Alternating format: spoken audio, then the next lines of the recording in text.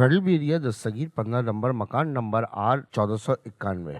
Builder mafia के जरिए खरीदे गए मकान को डिमोलिश किया जा रहा है। ये सोचे समझे बगैर के इलाका मकीनों की सिक्योरिटी का क्या होगा। ना कोई प्रोटेक्शन का इंतजाम किया गया है, न किसी भी किस्म की कोई एहतियाती तदाबीर का ख्याल रखा गया है।